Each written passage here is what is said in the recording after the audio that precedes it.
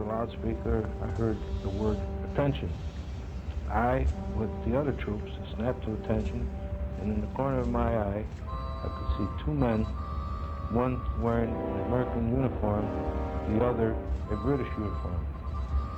The American was General Eisenhower, and the other was Field Marshal Montgomery.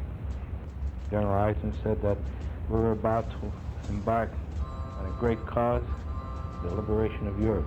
God be with you. Montgomery said almost the same thing, but added that he was grateful for the help and surprising troops from America. We left the marshalling area with full battle equipment, about 100 pounds per man. The harbor of Weymouth was crowded with ships of every size, shape, and description, most of them flying the Stars and Stripes. On the evening of June 5th, the harbor came alive. I could see one ship signaling to the other that this was it. We would hit the beach the next morning at 6:30 a.m., June 6, 1944, to be called D-Day. Around 0001 hours, June the 6th, I heard the roar of aircraft. I got up and looked out into the sky, and I noticed airplanes and gliders behind them. The 101st, 82nd Airborne were being flown to be dropped onto the soil of France. I guess the morning, early morning of June 6th, why everything started moving. Then we went up to, I believe, Bournemouth, where we assembled with hundreds and hundreds of ships. I've never seen anything like it in my life. And then I guess we were on our way. Chaplain Kelly held a mass service on the deck of the Anvil, in which he requested God to see us through the landing safely. We left the Anvil on British LCA. The huge bluish-black waves rose high over the sides of our little craft and battered the boat, as well as us, with unimaginable fury. It was as if the waves were trying to crush our assault boat and we in it. We were all soaking wet. I tried to keep my rifle dry by putting a plastic cover over the rifle. We were so loaded down with equipment. Every man had at least one anti-tank mine, and that we had funnels in the doors, funnels under the aircraft, and the C-47 was loaded to the point where he could take off, but he couldn't land with it, so he had to drop it. But we had rendezvoused for quite a while to get the Air Amanda into a formation. And we crossed the English Channel. I was standing in the door.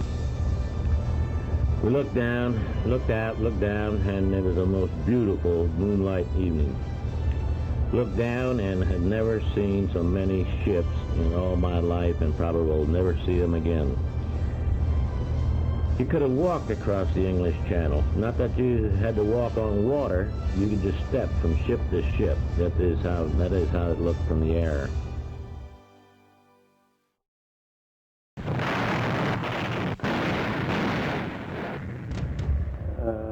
It's so hard to describe. It was massive. It was massive. I can imagine being a German looking out through binoculars and seeing all this. No wonder Hitler didn't believe him. The fury of the water broke our front ramp, and the boat began to fill with icy channel water. But Lieutenant Donaldson rammed his body against the inner door of the ship and said, "Well, what are you waiting for? Take off your helmets and start bailing the water out." As the landing craft inched closer to the beach, shells began to explode around us. The craft next to us hit a mine and exploded. But as we were about to land, they had huge obstacles in the water. Big railroad tracks crisscross, sticking up out of the water so nobody could get close.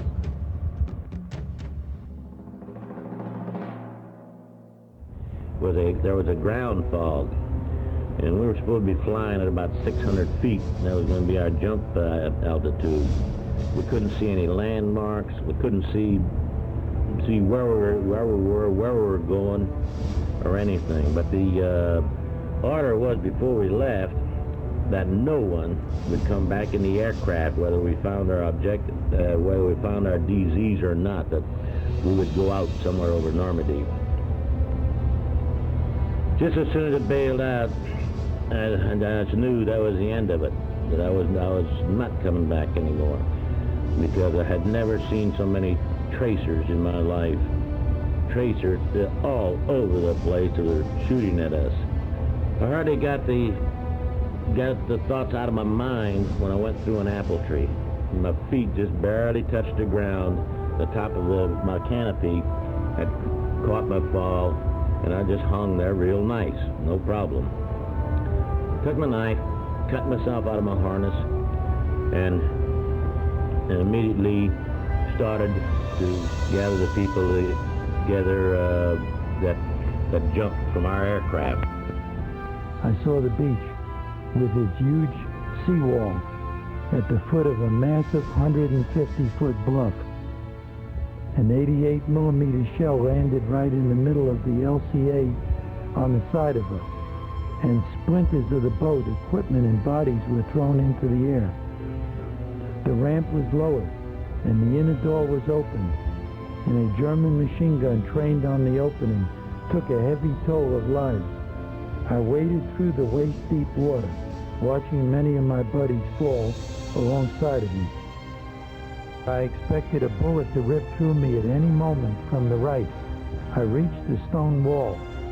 I looked down, and being washed around by the incoming water, I saw the bodies of my buddies who had tried in vain to clear the beach. When we hit the beach, I knelt down and kissed the dirt, whispered, "Thank you, God." I then looked around and saw many dead in the water and on the beach. My company was being held up by machine gun fire from the hill. Then Colonel Taylor, regimental commander, got up and said, "If we have to die, let's die on the hill." We moved out and took the hill, giving the Allies a foothold in France.